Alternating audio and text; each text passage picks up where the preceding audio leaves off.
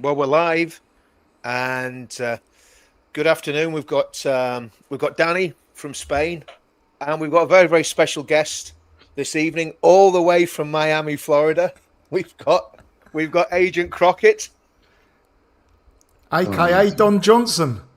aka What now. are you like? Which one are you, Paul? Well, I think to be honest with you, I think he's got a better suntan than. Both of them. Yeah, I think so. I think he's looking very much. Very dapper, Paul. I think There's no honestly, I think pleasing if you lot, is there? if you I'll put make an effort and you take the piss. Look, Danny, if you put 50 years, maybe 60, on Don Johnson, I think it's a button for Paul. I reckon he could go down as his great granddad.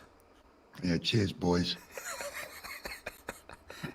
Right, with that out of the way. Yeah, that's enough levity. This is actually a very very serious thing that we're Not gonna that you'd talk about think tonight. it. But we've got to start with a bit of a giggle, and as always, normally it's me that's the butt of Paul's jokes, but it's my channel tonight, so Yeah, well, my I can take it, channel, my boys. jokes. That's it. We've He's got gone rid now. of both of us now, Danny. Look, he's having a I was nightmare. just saying, Look. He's new to this. That's what you can. When you're in control of the channel, anyone gets a bit lippy, they're gone. Do you know what I mean? Yeah, can I just remind everyone that this you might be watching on my channel, but this is Richard's stream tonight. So, if you're looking at a bad production levels, you know to blame. Anyway, look, we are here to talk about something very, very Right, serious. poker and faces now, boys. Poker faces. That's it. No more laughing. No more hilarity. Because it is we're going to laugh all the way through this now, aren't we?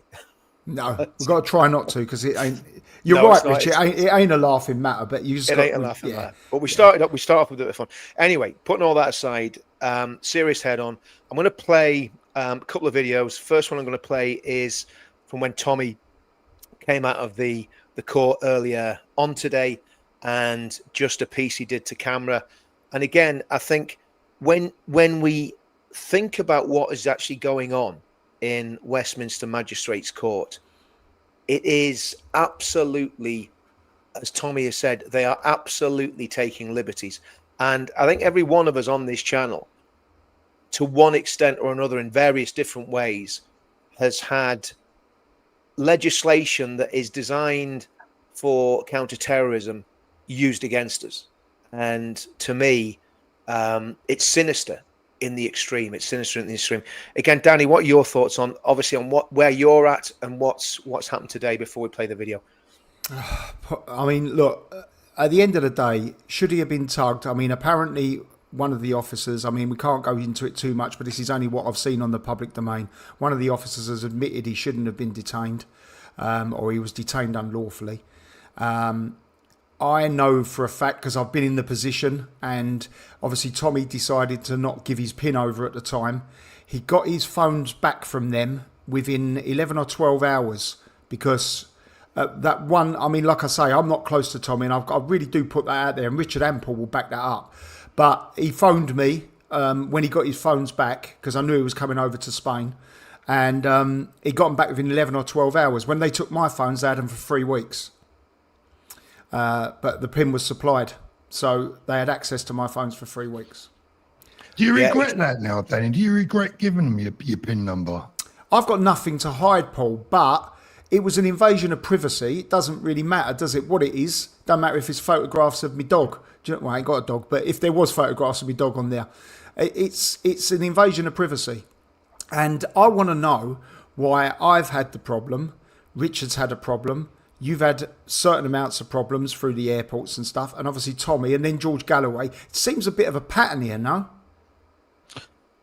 Very much so. But the pattern to me seems to be they pull whoever they like and they use that legislation now for whatever reasons they fancy. I mean, overreach is the word that comes to my mind initially, but it's, you see, the thing is that some people have not paid too much attention to this. You know, I think both you and me, Danny, have had the mick taken a little bit about it at times, but until you're in that situation, people don't realise it. People might not realise how concerning it is. And it's not just the fact of being pulled at the airport, it's what the bastards can come up with and just make up as they go along. We've all seen how this government, you know, puts away a middle-aged woman for all right, a mean tweet, 30 months in jail for a tweet. I mean, but on the other side of that, Paul, other people have walked for saying just as bad or worse. Well, look at Zara Sultana. You know what I'm talking about. Yeah. Well, yeah, Zara Sultana this week alone has said some appalling things. Yeah. That if you or I said it, we would be whisked away, never to be seen again. So look, at the end of the day, I've been pulled 3 times at Gatwick. I don't know why they only pulled me, detained me, and then let me go. But having said that, you obviously spent hours there. Richard's been approached on more than 3:30 in the morning, Paul. I'm still sitting there being questioned. 3:30 in the morning. Dalian, Richard, we can use any word we like: bullying, overreach. Absolutely, it's intimidation. It's sinister. It's very sinister. But it's not just that, Paul. Right? It's give us your phones, give us your pins. You don't have the right to remain silent because you're not under arrest. You're being detained. We've got up to 6 hours to keep you here. Give us your luggage. We're taking that away. Give us. You get searched. Your belt gets taken off. They feel all around your waistband and everything else. Yeah. Then you get questioned. Then you get fingerprinted. Then you get swabbed. Then you get photographed. I had 18 photographs, I think, taken of me. I believe if you're convicted and you get taken to a prison, it's front, left, and right. I had 18 photographs all round. I feel like I was at a photo shoot. It was that bad. And 5 or 6 hours, and then you're pinching yourself, and you're saying, "Why? Why am I being detained here? How is this possible that you're using that particular legislation against me? Yeah. It's never had a speeding ticket." Well, this is the whole thing, and this is what's sinister about it, Danny, because everybody knows that you are not that. Everybody knows that Tommy is that. Everybody knows that I'm not that. When the police stopped me, they even said to me, "Oh, we know you're not a terrorist. We know you're not, right? Well, so why are you talking to me then? Yeah. Why are you talking to me? Under that legislation. Yeah. We know you're not, but we're stopping you under that. Exactly. Why are you talking to me? So it's sinister in the extreme. And again, I will at some point make a video about what happened to me. I'm not going to do it. I'm not going to go into it at the minute. We're going to make a video at some point about what happened to me, because the problem is, do you know what the problem is as well? And it's not being a coward, but the problem is we don't want these people coming on top of us with heat. I don't want my door coming up the hallway. I don't want people messing about with my computers and my phones, right? Because obviously that's my business. So if they come in and start messing with all that, business is hard enough as it is. One of my mates, he got pulled. They ripped his house apart. And again, this guy is... okay, back in the day, he might have been a bit involved in whatever, 30 years ago, right? But he's a total straight guy now, total clean guy. And when all the stuff happened with Southport, he got his door smashed in, his house ripped apart by counter-terrorist police in Northern Ireland, and he had done nothing wrong. There was no charges, no further action, and it was purely because he made a comment that was unrelated to what was happening with the riots and everything else. He made a comment that was unrelated to any of that, and the police in Northern Ireland decided to target him, right? So that's the sort of stuff that's going on. Now, if we were involved in anything like that, it comes with the territory. If you're involved, if you're a terrorist, if you're doing bad stuff, you expect to get the full force of the law coming against you. Yeah. Fair enough. But when you're not involved in that, nobody should be molesting you, trying to talk to you, trying to quiz you about where you've been, what you're doing, and so on and so forth. This is meant to be a free country, but what's becoming more and more obvious that it isn't a free country. Let's listen to what Tommy said when he came out of the trial first thing this morning. To determine I was going to be detained under Terrorism Act, 34 seconds, where they're meant to take time to question you about things. They didn't question me, they just saw my face and automatically made the decision they were going to detain me. That's what's come out under the officer's evidence. What also come out is his reasoning for detaining me was I bought my ticket at the dock and I was driving a friend's car. This is a total abuse of the legal system. It's an attack against me based on my political view, nothing else.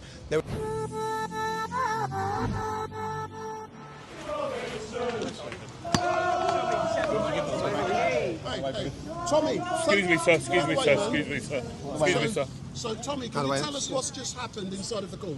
We've heard the police's cross-examination, where it turned out that they took 34 seconds to determine I was going to be detained under Terrorism Act, 34 seconds where they're meant to take time to question you about things. They didn't question me, they just saw my face and automatically made the decision they were going to detain me.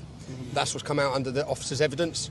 What also come out is his reasoning for detaining me was I bought my ticket at the dock and I was driving a friend's car.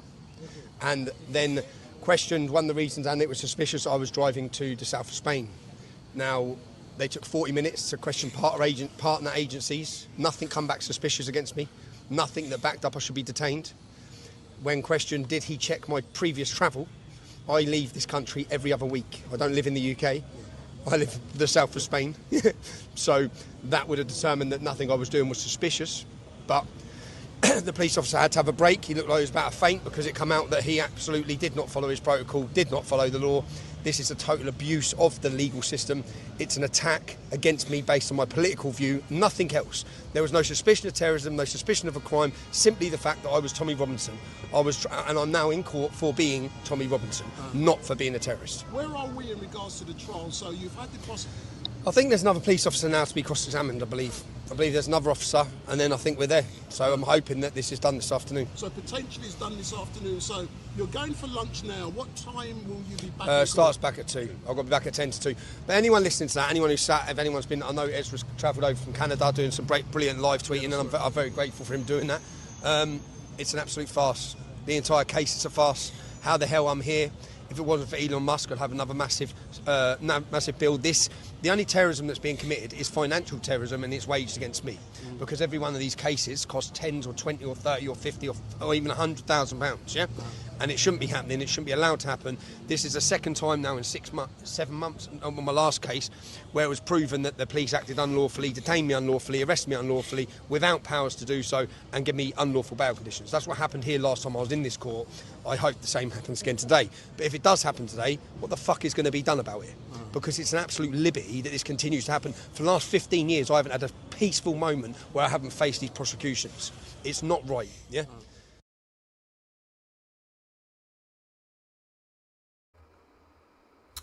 We're muted there, Rich. Yeah, obviously, Tommy put that very, very eloquently there. But the reality is that that could be any one of us standing in the court under those charges. And I think this is important for everybody up and down the country. I believe, certainly in Northern Ireland, that the deep state are targeting patriotic people that are taking a stand on the hotel issue, on mass migration, on the Islamization of the UK. That is their big, they've got a real, they're really excited about that. That's the thing that they're really into at the minute. And I think the truth of the matter is that anybody that's involved in what we do can be in the situation that Tommy's in. And Tommy is always the canary in the mine. He's always the first one to get a touch. Yeah.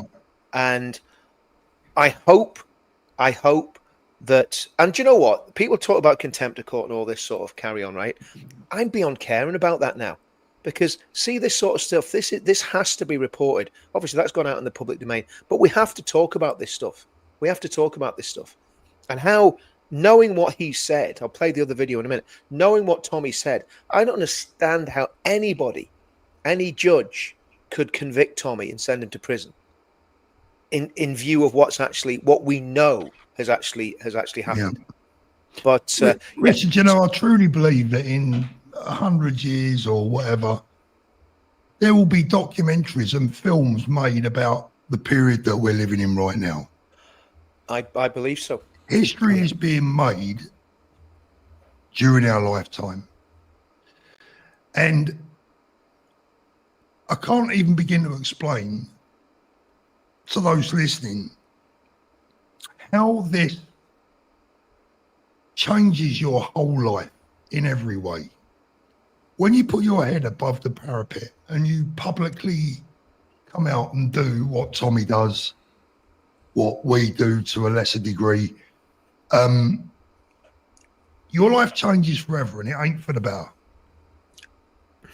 The haters come out of the woodwork, you can handle them, but when the authorities start to sit up and take notice and start to harass you, when they start closing your bank accounts, when they start pulling you over in the street, the police start pulling you over, when you start getting the death threats, etc., And it's all, you know, I've always said, look, do you know what? The left doesn't frighten me at all. The Islamists, the left, none of that don't bother me one little bit. I tell you who scares me and has always given me nightmares is the authorities. Because they're the biggest firm in the world. They're the biggest gang in the country, and you can't beat them. Absolutely. And I tell you something else, Paul. They are the left.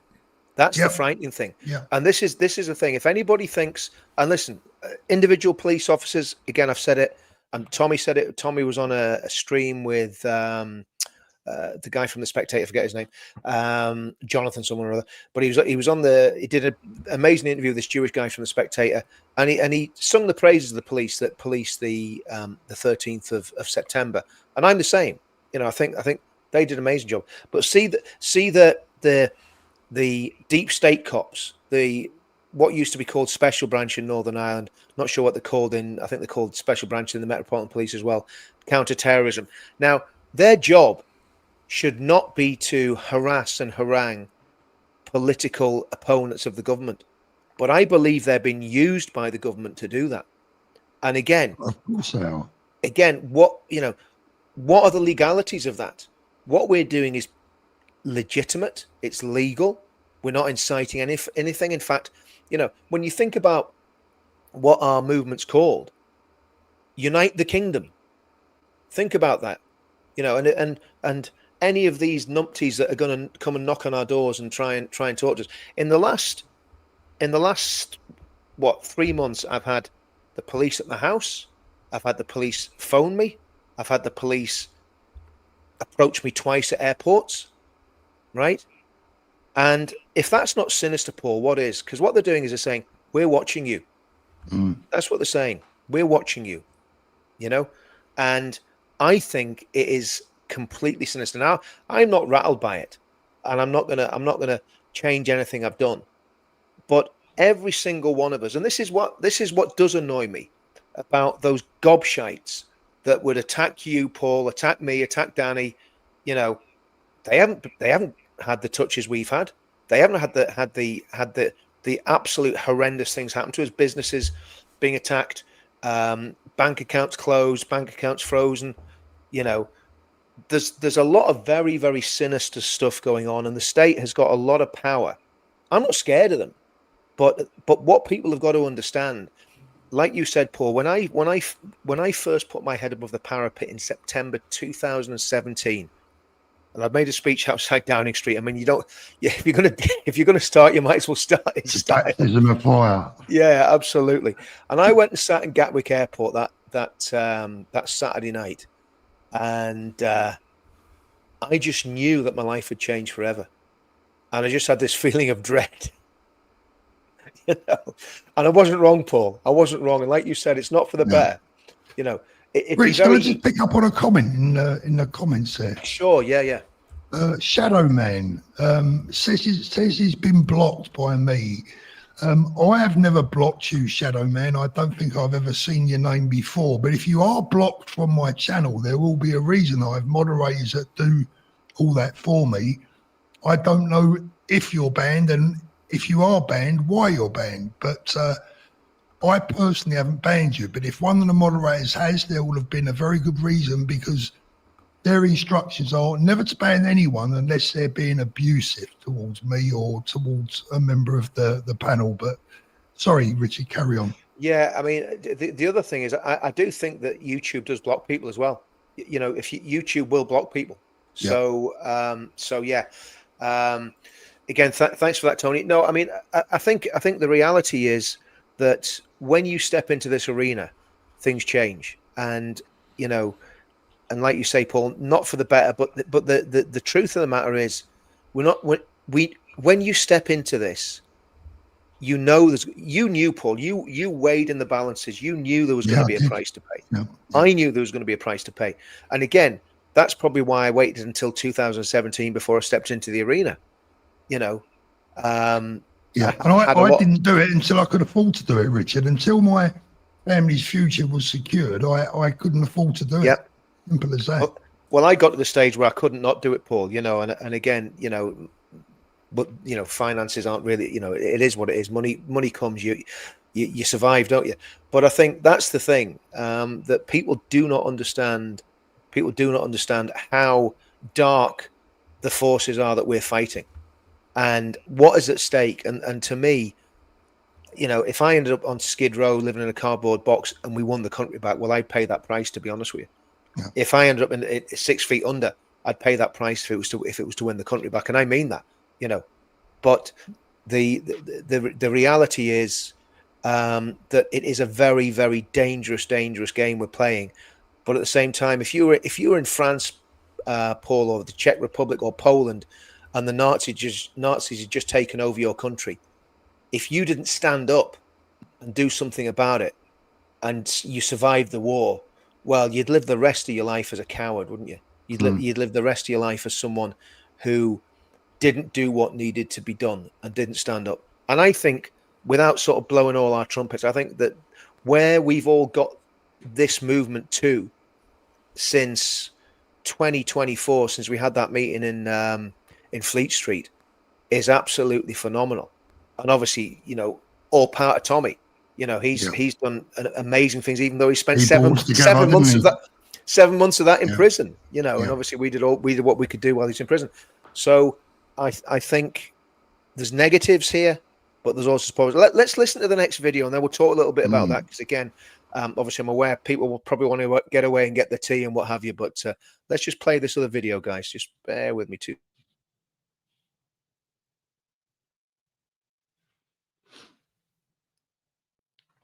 Coming out of the court, what has happened? Only now, but it should just be acquitted tomorrow, but we'll see. Thank you for your hospitality. You've been amazing. You're welcome. Yeah.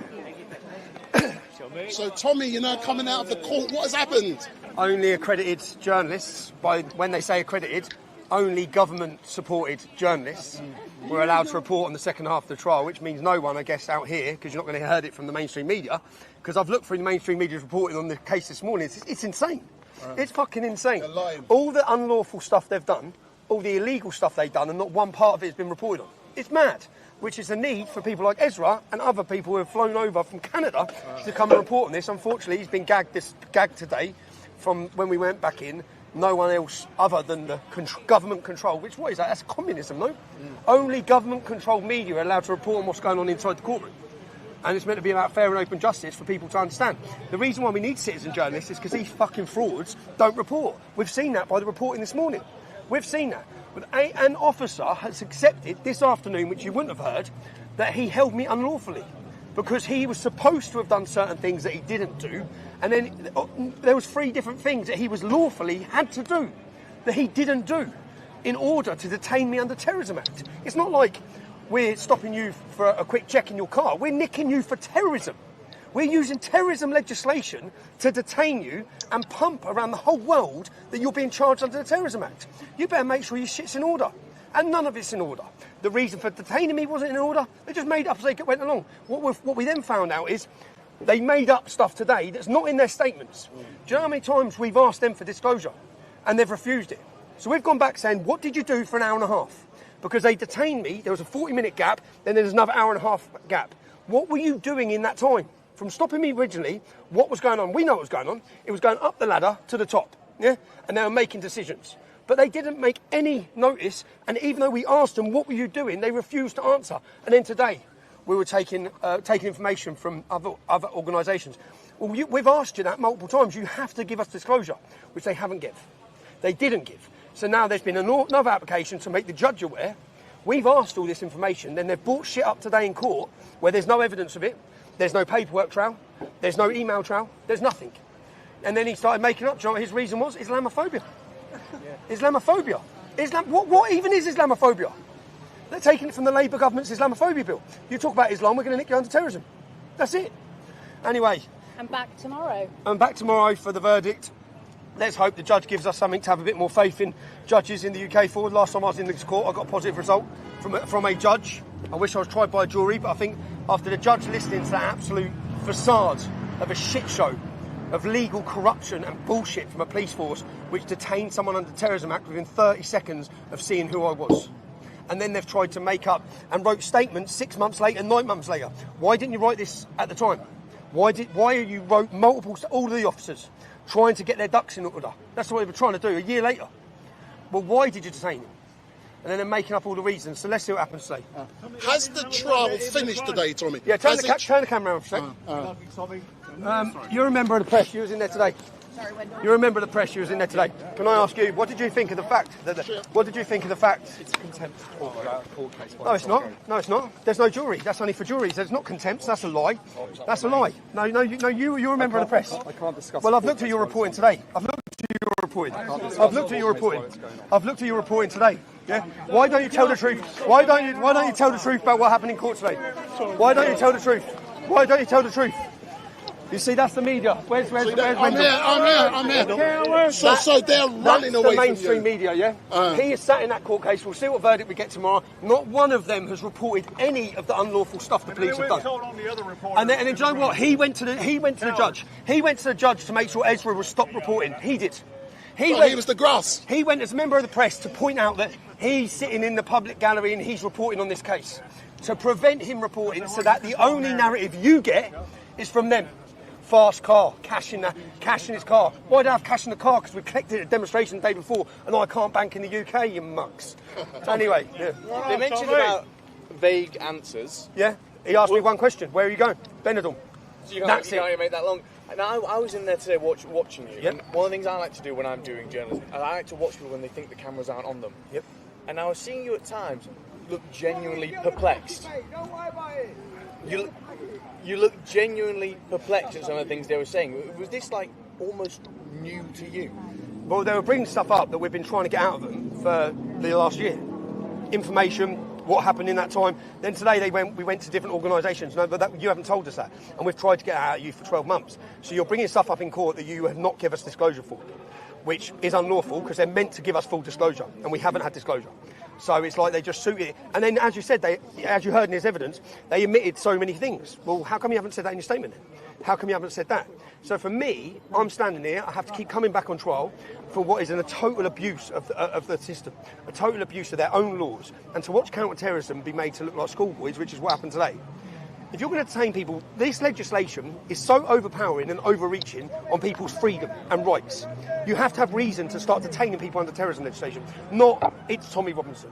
Yeah? Because that's the reality of what they've done in 30 seconds. He recognised me, you're detained. I give vague answers. As it said, my passport shows that I travel out of the country every other week, yeah, to the location which I was going. It wasn't suspicious.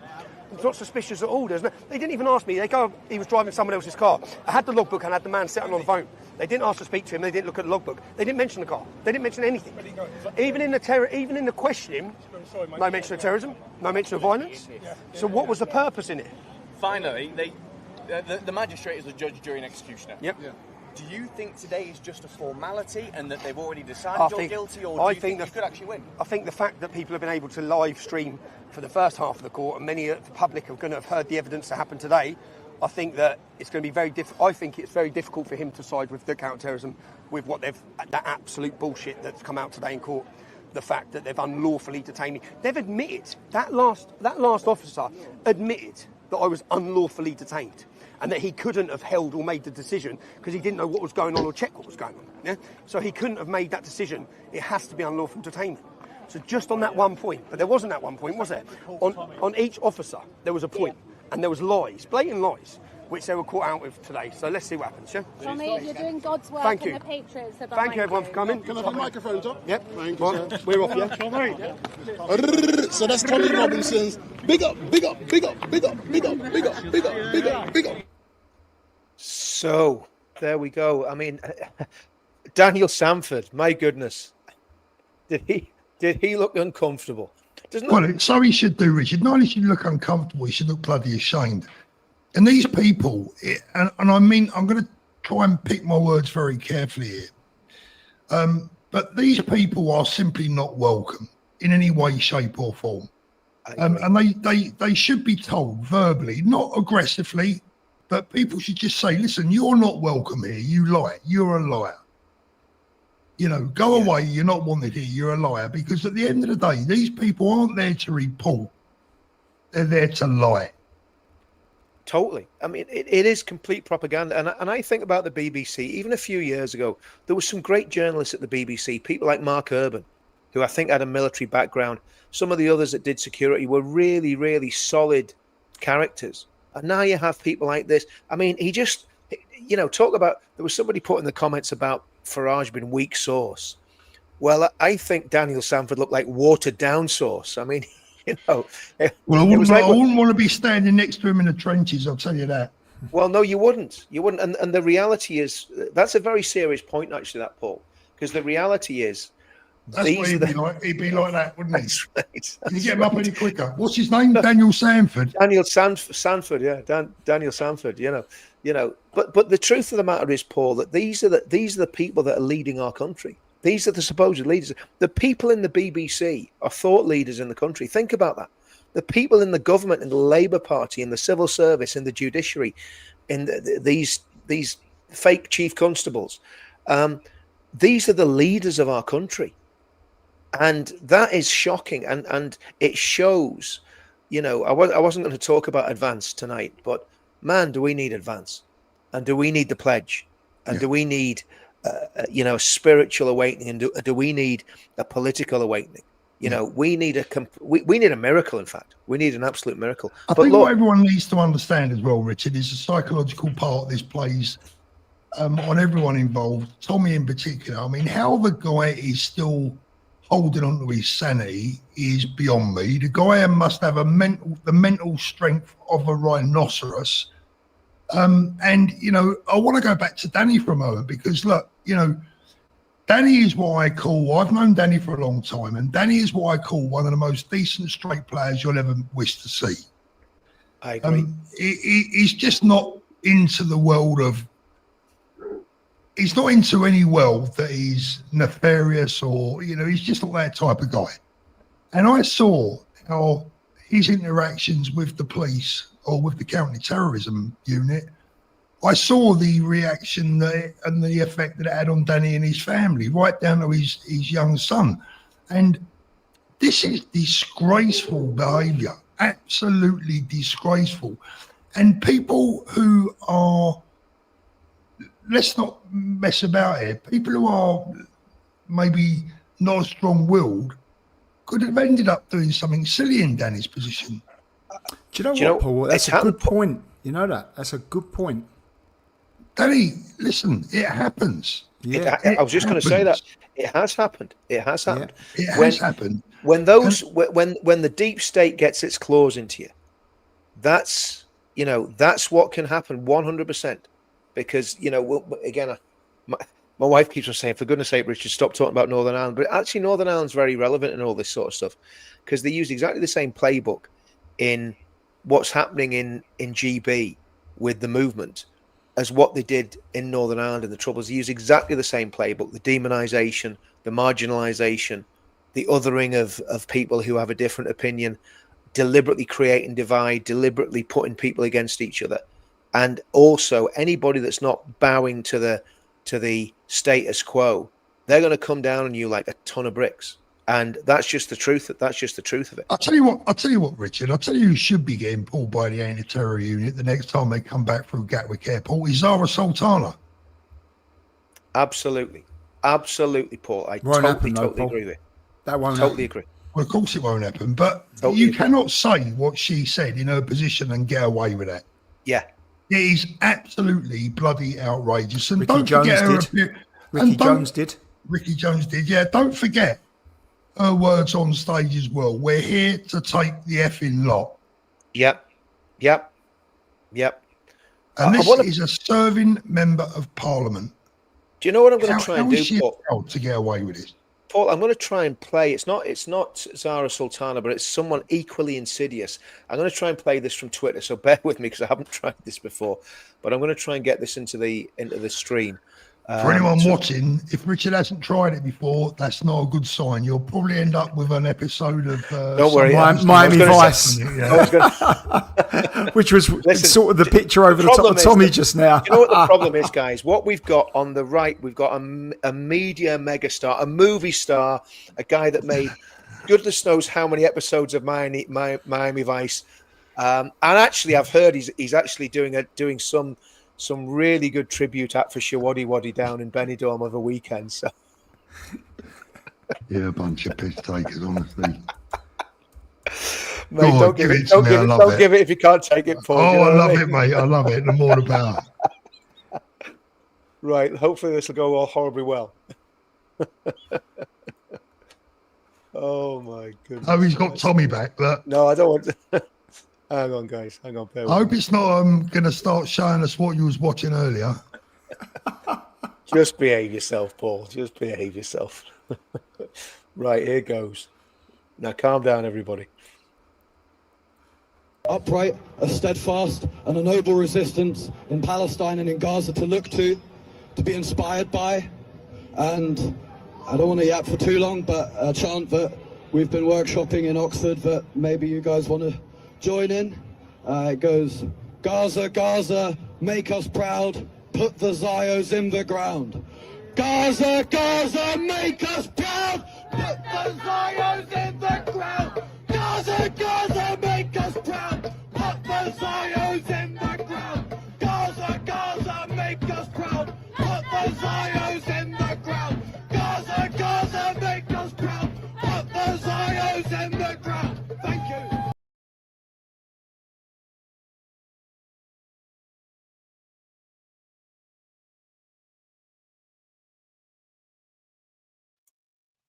I can't call him what I want to call him. It's absolutely. I mean, but it begins with C. I've never heard anything like that in my life, Paul. Cucumber. Oh, listen, Richard. Yeah. Richard, he's just living in the wrong period, isn't he? He'd have been good in 1939 Germany, wouldn't he? Well, I don't think he'd. The only problem is, I don't think he'd have made the SS, mate. Do you know what I mean? No, he had the right colour hair and the right colour eyes, but that was about the height of it. I mean, he didn't look. He had the backbone of a jellyfish. Do you know what I mean? But if you think about what he was saying, that is direct incitement to murder Jews. And as far as I know, I could be wrong in this, but by what he was saying, it sounds like he's at Oxford University. That's the frightening thing. He could be, in Parliament in 10 years' time. That is the frightening thing about that. And he's not an Islamist. He is someone from an extremely privileged background. You can Oxford, tell. He's at Oxford, didn't he? Oxford University. He's at Oxford University. He should be kicked out. Well, he should be kicked out. He should be kicked out. And the problem is, Richard, this is the problem with our side of things as well, right? If that was, they'd make sure he was kicked out. If that was somebody saying something, I'm not even going to say it, but if that was somebody saying something against people that we perceive to be a threat to our national security, if I did that on a video, Paul, if I did that making a speech in London, I wouldn't get out of London. The police would have me. They'd have me handcuffed, pepper sprayed, and in the back. Look what they did with Tommy when he went to the anti-Semitism thing to support it. Handcuffed him, pepper sprayed him, and locked him up for 48 hours. Yeah, So the reality is, people, guys, and I know most everybody that watches our videos gets this, right?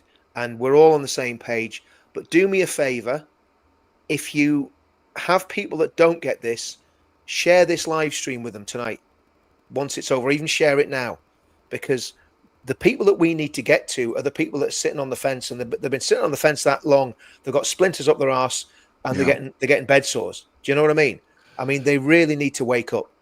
I'll tell you what, Richard, I'm running out of patience with people that just refuse to see this. I really am.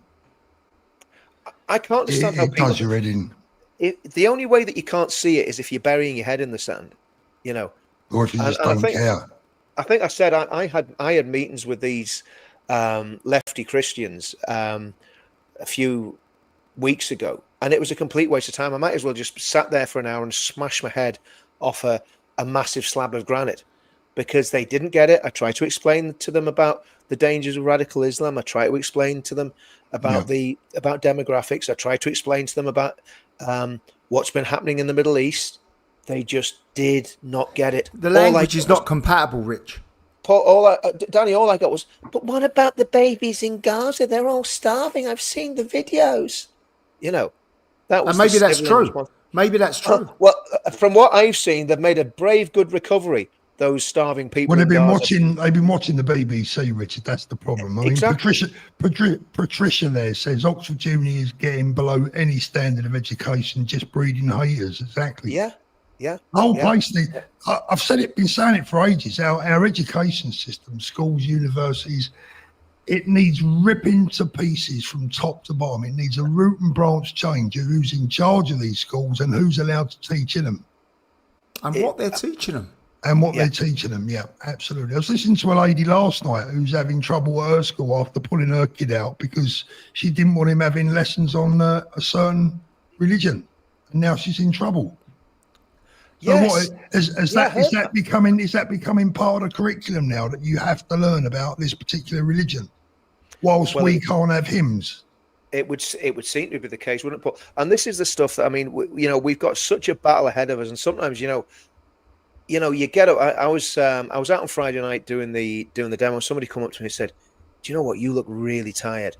And if you looked at Tommy today, Tommy looked weary. You see around his eyes, he looked really, really under the cosh. And the truth of the matter is, it does wear you down. But do you know what? I've great faith that we're doing exactly the right thing, and that we can still turn this round. Just keep doing what we're doing, just like the tortoise and the hare. I'm the tortoise. You just keep plodding on. Just keep plodding on and doing what we're doing, telling people the truth, doing the little that we can do. And what else can I don't understand how people cannot do anything, Paul. Do you know what I mean? Mm-hmm. Stand up and listen. You and Danny, both of you could have given up this year, and nobody would have blamed you, because you were getting hit from you were getting punches and friendly fire, you were getting enemy fire, you were getting it from all roads. But you know what? You both stood your ground, and I'm proud of both of you, because you both kept going, and you didn't give up, and you're still here fighting for what's right. I want to say something else, right? Actually, I want to say something else. All those idiots that say, "Oh, well, they're in Spain." Do you know what? I'm glad they're in Spain, because at the minute they're beyond the reach of the law, right? And that means not that they've done anything wrong, but it means they have the freedom and ability to go about their business without thinking, "Oh my goodness, someone might kick my door in today." And that's back in GB and in Northern Ireland. That's what we've got, because we don't know. This thing can turn on a sixpence. 1 minute you're all right, the next minute you say something that's slightly off, and your door's up the hall, and you're doing 2 years in prison. I mean, that's just a fact of life, isn't it? So yeah, I just thought I'd say that, lads, because thanks, Richard. You've been great encouragers to me in the background when I've been going through, my darkest hours as well. So I think for me, Richard, the most important thing is our viewers and our people, our kids, our children. I mean, I had a conversation with my wife a couple of weeks back, and I even said to her, all my exact words, I said to her, "Do you think you could do without me?" Yeah. Do you think that you could do without me? Because if I go home and do this at home, there's a good chance that you're going to have to go without me. And it's a horrible conversation to have. Well, yeah, it is, Paul. I never have that conversation with my wife, because I know what the answer would be. I was going to say, I woke up the next morning, there was a ticket on the side of the table. Packed his bags. Oh, you was joking, was you? Yeah, there's a ticket. By the way, I've got your lovely little flat in Tower Hamlets, Richard. And I made you a sandwich for the flight. But you know what, though, Richard? There's a lovely halal butcher's on the corner, and there's a... It's so important, because, I mean, at the end of the day, I tell you, this is slightly off topic now, Richard, but I think certainly views to my channel over the last few months have slowly but surely dropped to a level, right? I don't mind that for one bit, but I know why. And I'm guilty of it myself. I want to watch the auditors. I'm watching all the auditors. I watched DJ Media's video again from Manchester this morning. Jesus Christ, mate. I'm unbelievable. I mean, what the hell is going on up there? Yeah. I mean, it's just beyond belief. If you didn't see these videos, you would never, ever believe what is happening in our country. So to some degree, people like myself, we've had our day. We've blown our load in some respects. You know, people come back and watch us because they like to listen to what we got to say, but we're not as entertaining as the auditors. Now, the auditors are out there doing a very, very dangerous but very important job. A very dangerous job. Entertaining channels, Paul, aren't they? Yeah. Very entertaining channels. Brilliant. But I do fear for them as well. All of them. I fear for their safety because it's not going to be long before one of these people gets hurt. They need to be very careful. I mean, look, I mean, the reality is, I agree. I mean, there's a lot can go wrong, and it can go wrong very, very quickly. And the truth is, if you're carrying a camera, I mean, yeah, if you're carrying a camera, I've had a couple of times in over here where people they go for the camera, and there's not a lot you can do. There's not a lot you can do if they go for the camera. And you know, so I hope they've got proper security. I hope they've got lads with them. Just well, he was a big lad in himself. He is. Yeah, I met him in London when we did the last march, and he's a lovely fella. And, he's a big lump. Man.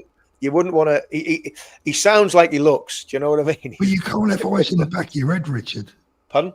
You can't have eyes in the back of your head. No, you can't. That's the whole point. That's the whole point. And the other problem is that whenever I've been out and about, the one thing I've learned, I never really look at the mouthy ones. It's not the ones that are shouting and swearing and making gestures that I'm looking for.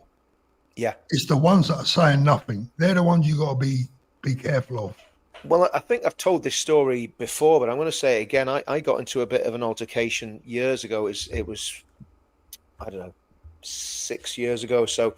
And the Islamists pretty much surrounded me. And anyway, after it all calmed down and you know, I escaped. This guy came up to me, showed me his warrant card, and he was an Asian lad or an Arab or Asian. He showed me his warrant card, and he was a cop. He says, "Oh, I'm undercover. I had you back there, mate." I said, "Well, it didn't look like it, but thanks anyway." And I says, "What do you think of these lot?" He says, "Oh," he says, "I support the Palestinians." This was the cop. He says, "I support them. I support Hamas." That's what he said to me. And I was just like, I literally I couldn't even speak. I was just like, you know, so even the people that should have you back, you know, may not have you back. Do you know what I mean? Well, which we know, yeah.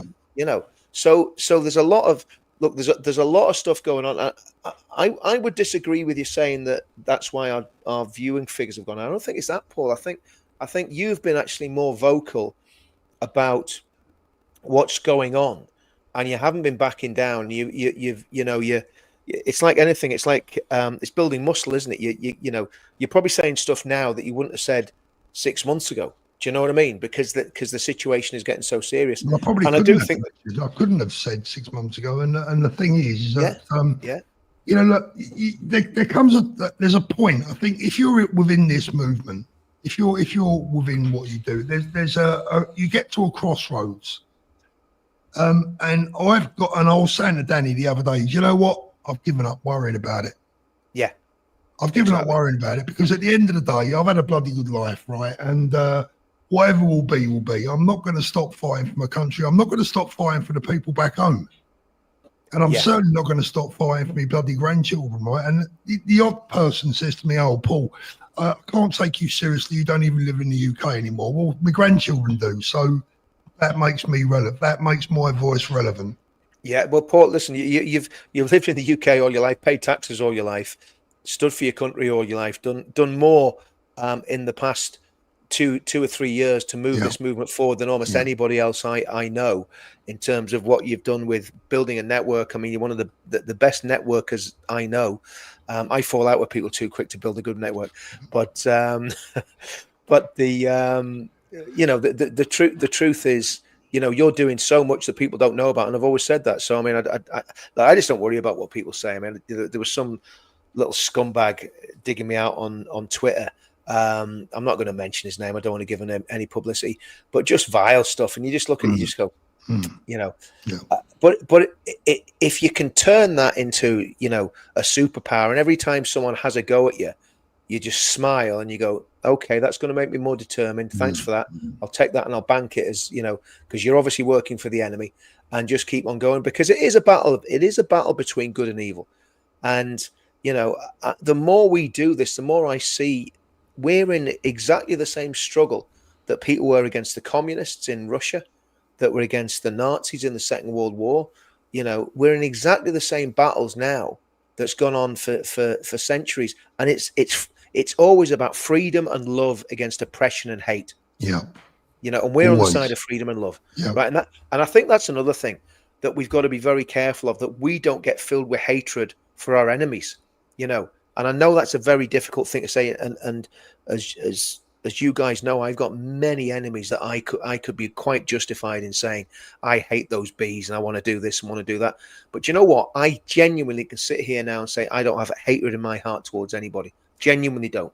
Genuinely don't. Despite what people have done to me, I'm not going to hate people, because if you go down that road, if you hate someone, it's you that ends up paying the price for it. Do you know what I mean? Because it eats away at you. And I think that's one of the things about Tommy is a very forgiving person. I've seen that in the years I've been working with him. He doesn't bear grudges against people. Do you know what I mean? And I don't bear grudges against people. I genuinely don't, because I know what an F up I am. I can't point the finger at anyone. You know what I mean?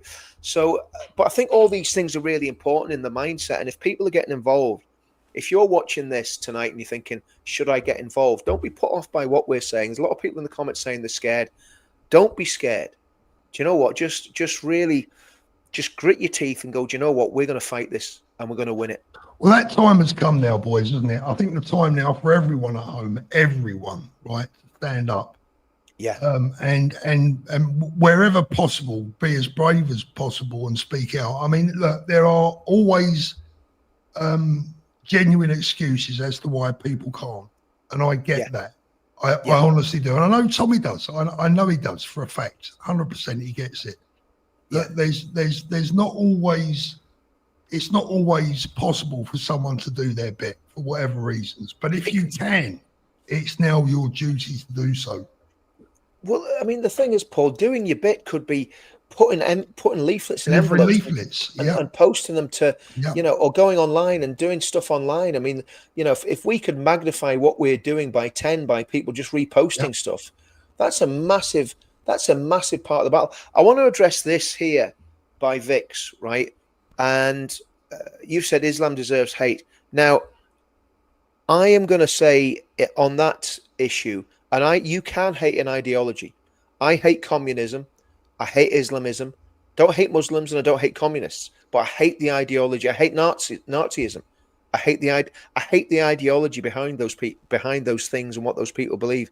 But I genuinely do not hate the people, because once you start hating the people, then you've gone off the reservation. And once you really start hating, you're capable. And listen, I'm not virtue signaling here, because I've been in situations where I have hated people, and I know the damage it does to your soul and to your being and to everything that you're about.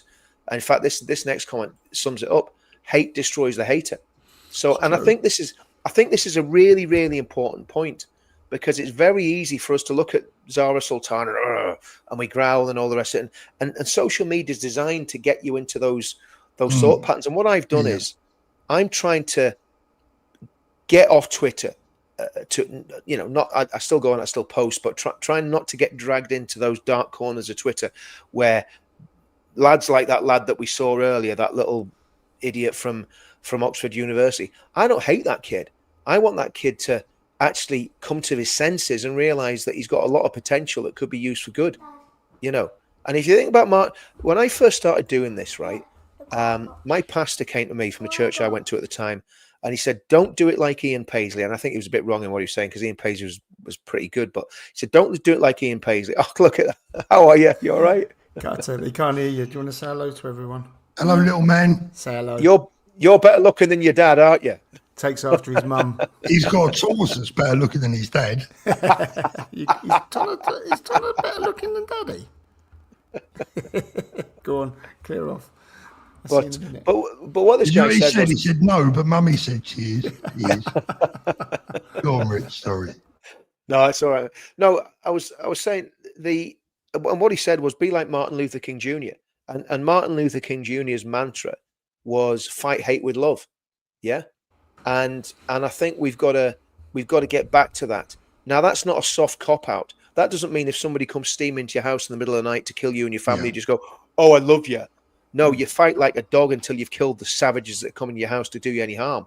And it doesn't mean you're a pacifist, but what it means is you don't let that hatred and bitterness that they've got take over you, because they are filled with hatred and bitterness. You know, It's a little bit, I'm going to do a boxing analogy here, Rich, because Paul likes his football analogies. When you're fighting someone in the ring, right, you have to remain calm. You might want to hate them. You might want to go out there and have this tear up. But as soon as you start that and you lose all your focus and you lose all your goal and your game plan, then it all goes wrong. You have to control. Everything has to be a controlled aggression. It has to be a controlled anger. And as you say, hate, it can just burn you up. It totally burns you up. And as a fighter, you can also show compassion as well. Yeah. And I mean, I think, you know, depending obviously at what level you're boxing, but when I boxed at my very, very amateurish level in the military, you know, when you'd had the fight, you hugged it out, you know, you done what you'd done in the ring. You hugged it out, you went for a beer or whatever, and it was all done with, you know. I mean, it was like, you know, and it was, you know, and that's a sort of warrior spirit where you're fighting someone. If you defeat them, you don't want to destroy them or do them damage. Absolutely not. You've defeated them, and that's it. And what we need to do is defeat our enemies, and then hope that they have the sense to realize that we were right all along, you know.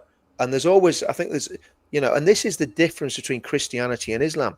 You know, none of us are perfect, but the bottom line is, in Christianity, there's always the chance of redemption and coming back from mistakes and from things that have gone wrong.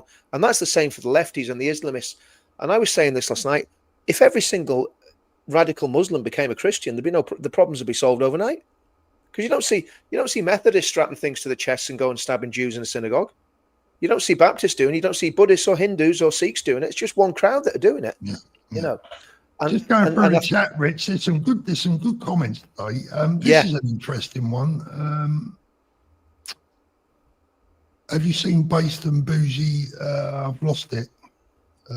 Apparently there's been a fatwa issued on Tommy's head live on X today. Wow. I wonder what they're doing about that. Well, I mean, look, if that happens, you know, my goodness. Where is it, Paul? What was the time of that one, Paul? Is that in the chat? Is it, mate? I can't even find the comment now. They're coming through so thick. I know, we've got loads coming through. I'll try and find that one.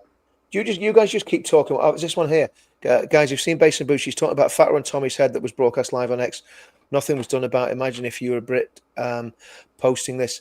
Now, again, I'm gonna take that off the screen because I don't think we should amplify that, to be honest with you, because all it takes is those, you know, a couple of little headbangers to get that into the heads, and you know, it's the last thing that we want. But I mean, but that's what we're up against. That's what we're up against, and that can't be allowed to. That sort of stuff can't be allowed to happen in the UK. If somebody's putting that sort of stuff out and they're not a British citizen, they need to be arrested and deported straight away to back from where they came, no matter where it is, and they need to be gone. If they are a British citizen, they need to be taking the task over it. Well, they need to be put in prison. They need to be put in prison because it's incitement to murder. It's as simple. The fatwa is incitement to murder, you know. But no, I mean, there's a lot of stuff that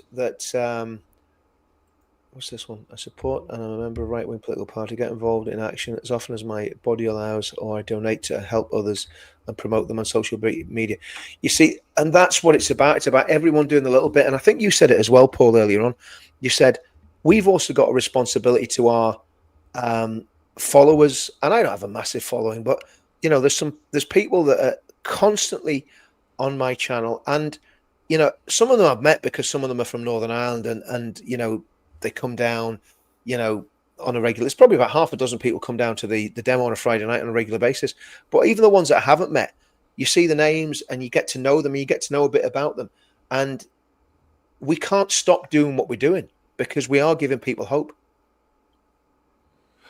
Well, that's you know, for me, is the connection with the viewers has always been. I mean, when I'm feeling low, I need to get online.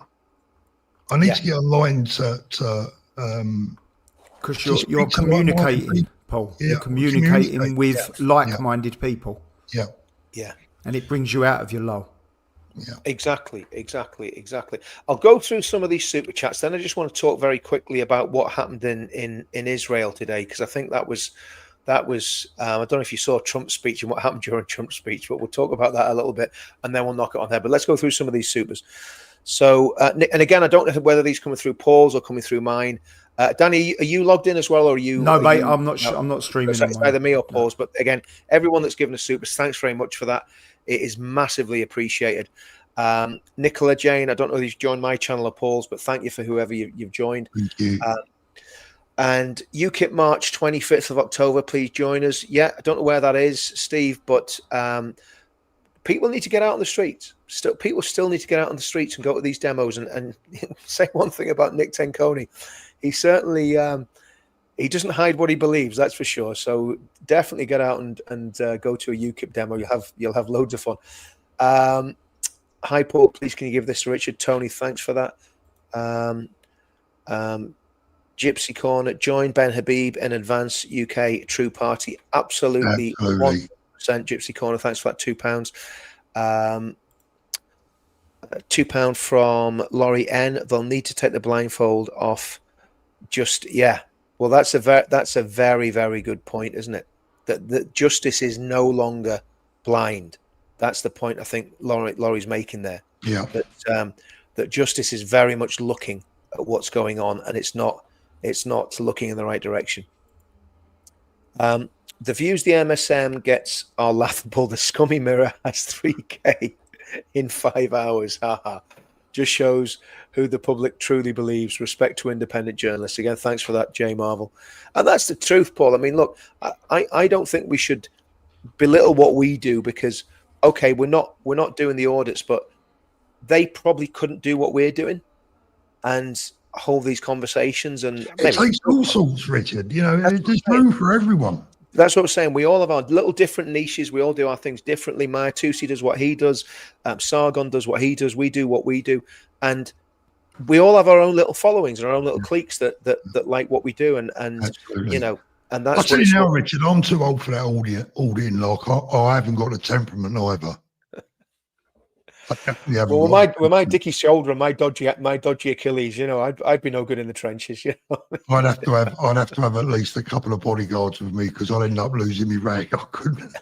It wouldn't be good for me. I'll tell you. Well, I'm the same. I must admit. You know, it wouldn't be good for me. I know that. No. That's the whole thing. You know, and young Bob as well. By the way, young Bob's been doing a brilliant job. Young Bob, a young lad of his age, incredible. Well, do you know what really impressed me about young Bob? Right, we were really stuck for stewards at the last event, and I was literally press ganging people. Anyone that looked military, I was just throwing them a high vis vest and saying, "Right, you're deputized as a steward." And I got hold of young Bob. I says, "Bob," I says, "Do you want to be a deputy?" He went, "Yeah, all right." And so young Bob deputized, put a steward's vest on, and he went to the demo. And then the poor lad, he got mugged off twice. So he got grabbed by me for being a steward. And then because some of the speakers, let's say, went on a little bit too long, he didn't get speaking at the event along with a few other people, and he was disappointed. But he hasn't spat the dummy out. He's still, he's still doing it. So yeah, young Bob's a good kid. I really like him, and I think, do you know what? I think he needs to be protected. People need he needs protection. I think he's vulnerable. He needs a bodyguard. Listen. All I'm going to say is he's not exactly, he's not exactly Rocky, is he? You know what I mean? I wouldn't fancy his chances against Mohammed Hijab. Do you know what I mean? So, I mean, the point is, and that's not in any way to disrespect young Bob, but the people that are close to Bob, you need to get people around him.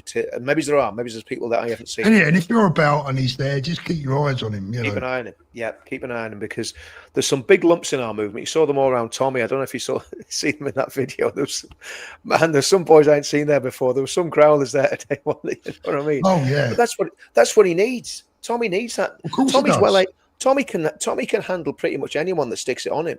You know, that guy, I think, was about 6'5" that he knocked out. It was like David and Goliath, wasn't it? But Tommy also needs people with him. At worst, he needs to now wear body cam all the time. When he's in public, he needs to really stop using public transport, to be fair, with his profile. I agree 100%. I agree. Richard, 100%. Can we touch on Gaza and what's happening? Yeah, I'll read this last super chat out, Paul, and then we'll go into Gaza 100%. Sarah, Labour are following exactly the same playbook as the Democrats under Joe Biden. That gives me hope, and Jesus Christ has won has run the world, so we've won already. And I totally agree with that, Sarah, 100%, 100%. And again, thanks for the super. Yeah, Paul. Let's get on to Gaza and what happened in Gaza. I mean, obviously, how much did you see of it, guys? Were you following it this morning when the hostages got released? And a bit. I saw a bit. I've not seen it, mate. Sorry, I've not seen it. Yeah. Yeah, I mean, what I got from it, obviously, the hostages are free, which is great. But again, what is the price that Israel's now going to have to pay when they've released, what is it, 2,000 terrorists back into Gaza, back into the arms of Hamas? And I think, from my point of view, what worries me is, well, one, I get very worried when anybody pays compliments to Jonathan Powell, because we all know what a wrong and Jonathan Powell is and what he's about, right? So that worried me when I heard that our national security advisor had been involved in some way, shape, or form. But I think that was really just a political move to get him out of trouble. I think that was a favour that the British government pulled off the Americans, because obviously Powell's been in trouble for doing goodness knows what with the Chinese. But when it came to the actual event itself, I don't know if you saw Trump's speech. Did you see it, Paul? Yeah, I was going to talk about that. Go on, go on then. Go on. No, I want you to go for it. What I was going to say, I mean, some time ago, Trump said that Gaza could be like the Lebanon of the 1970s or 60s or whenever it was.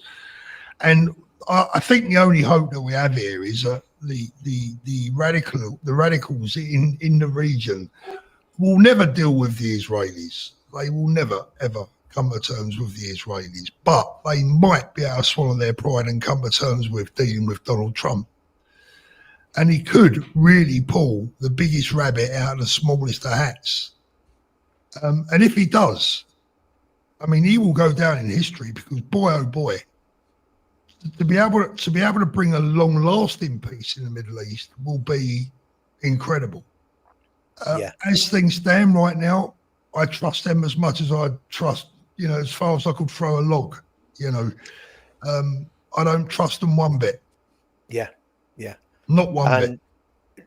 During Trump's speech, Paul, I don't know if you saw it. There was a guy actually ran at Trump from the Knesset. Yeah. And he was wrestled out by the Mossad, or I don't know, whoever it was, Secret Service, whether it was American Secret Service, and Trump just stood there, cool as light, and just said, "Well, that was very efficient." That's all he said. I mean, Trump is an absolute legend. I mean, you look at Trump and you just go, and he just bosses everybody. Yeah, he's a warrior, isn't he? Netanyahu was sitting there like a little boy. Do you know what I mean? And Trump's really giving him a bit of grief, just bantering him. He's having banter with the Prime Minister of Israel. Do you know what I mean? They've just had this big peace process. The hostages just come back. Should be a solemn thing. And Trump's. I think it's important to remember, Richie. Guys, can I just interrupt? I've got to shoot. I've got to take Carter to Kung Fu. Would you believe? So, and he won't go with So I'm going to shoot off the channel. Thank you very much, Rich, for having me on, and Paul. And I'll keep catch up with you all soon. Thanks very much, guys. So let the mild mannered janitor go. Ta-da, mate. See you soon. I think it's really important, Richard, that whilst we're talking about the hostages that have been released today, is that we remember those that didn't make it. Yeah. And that is just totally unforgivable. Totally. And I always go back to the Bebas children. I because they looked so much like my grandkids or my grandson, and you look at that and you just go, my goodness, it was. I think when we look back at this and you think about what happened, in its own way, of course, the scale was different, but it was very similar to the Holocaust. In some ways, it was worse. Not obviously on the scale, but in terms of the barbarity. That what they did to kids and live streamed it and phoned their families back in Gaza, boasting about how many Jews they'd killed. Douglas Murray wrote about it in his book on democracy and death cults, and it's absolutely horrific. But I think that there is hope. But I'll be honest with you, Paul, I don't think there'll be any hope until Hamas is completely destroyed. Yeah. And I don't know how you do that now. That's the problem when you go into a ceasefire situation. And I know that people think, well, you've been talking about not hating. I don't hate Hamas, but I think they should be destroyed because they're purely evil, and they're not in it for negotiation. They're in it, as Zara Sultana said, they're in it to win. They're in it to completely take over. And you know, when you think about what happened on October the 7th, if Hezbollah had there's a Dark Side of the Moon. Hello lads, did you see that idiot from Oxford Uni singing Put the Yep. Do you know what? We played that one Dark Side of the Moon about half an hour ago. And you know, my goodness. 40,000 on our streets allegedly. That's, you know, that in itself. And the rest, Richard, and the rest. Well, I think there's way more than that as well, Paul. And the rest. I mean, there's been 40,000 since 2000, and you know, since 2017. You know, it's been and the rest. Well, Paul, I think we've said everything that we can say really about what happened today. Again, we could have gone a bit more into what's happening. Good luck, Tommy, tomorrow. Good luck, brother. Tomorrow. I mean, listen, if he doesn't walk away from this, right, then there is literally no justice in our country. But we know that anyway. So let's hope that justice is served properly and that Tommy walks out that court a free man tomorrow. But again, Paul, can you imagine the stress that he's under? Now he's just come out of 7 months in solitary confinement. Right. He's straight into a demo, straight into like numerous interviews, right? And then he's back in court again. I don't know. And in between that, he had the potentially like an attempted murder, Section 18 GBH charge that could have gotten 15 years in prison. Yeah. That was just in between it. That was just in between time. So he's got this court case. Then I think he's got I'm not sure what's happened with the ones about the posts that were on social media. That's still ongoing. And then he's got the other ones from that scummy Daily Mail reporter that's trying to drag him through the courts over posts. So it's absolutely unbelievable. He deserves the support. I'll tell you what he deserves. I'll tell you what he deserves. He deserves a fair crack of the whip more than anything. I'm sick of and I'm going to use the expression, I'm sick of these bastards on mainstream TV. Yeah. Slagging him off, having plenty to say about him, but not a single one of them has got the arsehole to face him on TV and talk to him face to face. They're the biggest bunch of goddamn cowards this country has ever bred. You saw it with Daniel Sanford today. It's unbelievable. His backside totally went.